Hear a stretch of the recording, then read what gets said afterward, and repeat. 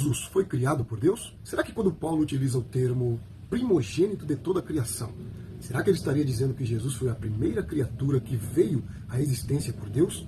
Algumas pessoas erroneamente utilizam Colossenses capítulo 1, versículo 15, para afirmarem que Jesus é a primeira criatura de Deus. Mas será que é isso mesmo que Paulo quis dizer? Será que aquele que é a expressão visível do Deus invisível pode ser chamado de a primeira criatura de Deus? Vamos então analisar o contexto para obtermos as respostas. Em Colossenses 1, versículo 15, na primeira parte do versículo, o apóstolo Paulo diz que Jesus é a expressão visível do Deus invisível. E esse texto está em pleno acordo com Hebreus capítulo 1, versículo 3, diz que Jesus é a expressão exata do ser de Deus. E a palavra grega que aparece lá é charakter, da onde vem a nossa palavra caráter. Qual é a ideia?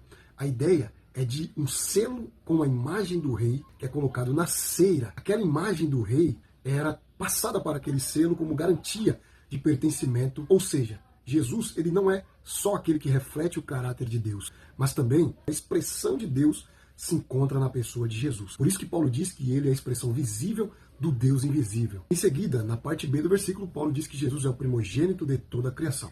Duas coisas precisam ser observadas aqui para evitarmos erros de interpretação. Em primeiro lugar, Paulo não está dizendo que Jesus foi o primeiro a ser criado por Deus. Isso é contraposto justamente pelo versículo 16, porque nele todas as coisas foram criadas. Então, em primeiro lugar, Paulo está dizendo que Jesus não é a primeira criatura, mas está dizendo que é o primeiro em importância. E o texto para reforçar isso é o Salmos de número 89, verso 27, que diz que Davi era o primogênito de Deus. Como Davi é o primogênito de Deus, sendo que Jessé teve outros filhos. Em segundo lugar, quando Paulo utiliza o termo primogênito, ele não só está dizendo que Jesus é o primeiro em importância, como também está enfatizando que Jesus é o primeiro porque existe antes de todas as coisas. E isso é reforçado pelo versículo 16, que diz que todas as coisas foram criadas por ele e por meio dele, seja tronos, principados, potestades, autoridades, tudo, visíveis e invisíveis. E também reforçado pelo versículo de número 17, que diz: ele é antes de todas as coisas. E finalmente, no capítulo 2, versículo 9 de Colossenses, o apóstolo Paulo diz: porque nele habita corporalmente